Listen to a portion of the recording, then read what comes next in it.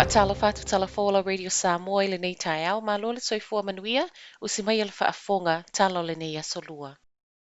E to atasi le ua maliu a o whaanofo e sea i au kilani, o le ua maliu o se tamā ono sfutolu tausanga le matua, whaato a tau nuu mai ni usila mai le Pasifika, ma na whaanofo e sea ma maliu wai lava i le whalitali malo a le Grand Millennium. Whaamonia mai le sui pole sili o loo wa aiano fuanga o whaanofo e sea i tangata whai malanga mai fafo, Andrew Milne, o le tamaua umalona soifua, e le ai ni aunga o le COVID nei loa i lona siaki o le COVID lata mai na whaia.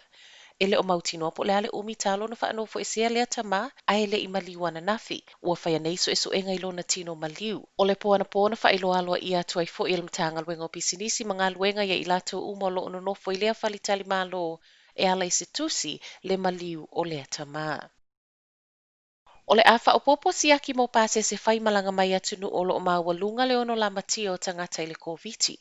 I le taimi nei, o leo lo o whaia siaki mo pase se umai le asolona tolu, ma le asolona se fulu ma le lua, ta alona whaanofo e se i tono ni usila. Peitai, o le toe sau o le isi ngā lufou ma le whaatatele o le COVID i atunu i fafo, ua whaia le whai unga le mālope o na saunole minister o COVID Chris Hipkins, o le afa o popo i ai ma le whai o siaki i le urua i aso e to ai tau nu umai ai. O le whai o le siaki le aso mua mua o le afa anofo e se wha apito ai i lato nei, se ia maua whai ungo siaki o na wha ato a au inatu le isi no fuangalo na lua, e wha anofo e se ai. O le suinga le nei, o le awa vea o nanga e se mai le no fuanga mua mua wha atusa tusa i le taimi nei, lea e na o le lua i siaki. O le nei siaki wha opopo le a matalo i atu i le tau le sfulu lua, i le vavea o le aso tofi nei, le aso muli muli o le nei tausanga.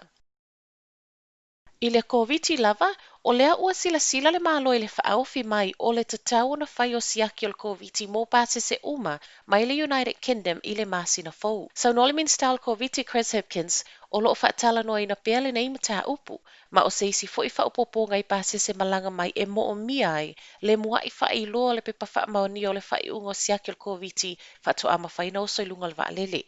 O le tuolo o sila i fo i le malo, po o ai tonu le asia kia nei pepa mai. Ai mai se, o le tu inato le whaatangana e malanga mai ai. Sau no Hipkins, e le o māma fo i le malo, o nisi ua lewa na toi fia fo i mai ni usila, o na ua lei se tupe, o lona winga, o le toi whai o nei pepa, ua atili wha au popo ai le avenga. E le ngata i lea, ai o le toa tele o atunu o lea wa tapunia umo lato malai vaalele mai le UK, ma o le isi tu lea wa wha whainga tai fo i na tau wha aso whainga malanga vaalele, ma le whai numero i lato wa toi fia fo i mai. A whai alo i ele tau na whai o nei siaki, mō pāsese aile i tu ua le UK,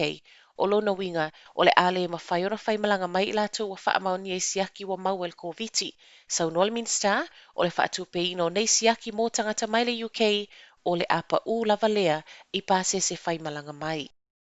O le aso sa whato a maua i leo le tamao lo o mamau i tutono lana ta avale, lua aso talu na la vea. Lua po o iai pea le na maua mauna manuanga i tutono ta avale na pa ui le vano i Gisborne. Reporti leo e ui o na manuanga e na malama le ua wha manua lia i le taimi na mawai ma ua awi natu nei i le mautanga sengase.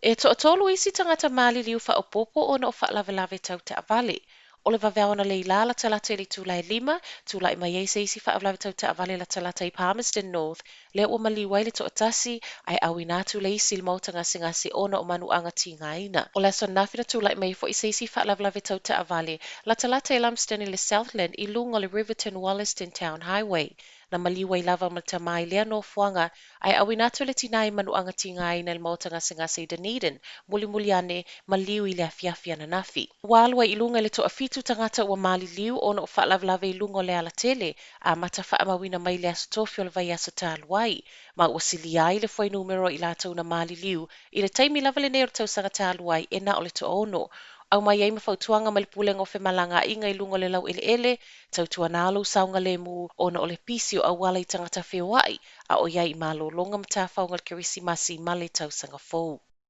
Tala muli o le nei tae au, ua a mata tapu o le awa malosi Gisborne a o loma le whaamana tuina o le tausanga fou. O le whai o nei tapu mo se taimi le tu mau, O le a whaatu mawina sa ia toe tatala I le aso mua mua o le tausanga fou. Sau no le pule no o Gisborne, Rehet Stoltz o le whaaiunga le council whaatasi ma le langolango leo leo e le o se sa fou nei wa le vona whaia mai tausanga wa mawai. O se whaaiunga wa whaia ono le toa telo I lato e tau mawhaina le awa malosi I tutono ta avale, lungo au wala tele ma tele I le la pisi, ai mai se o le pui pui ngo le saunga le mua o tangata lau tele.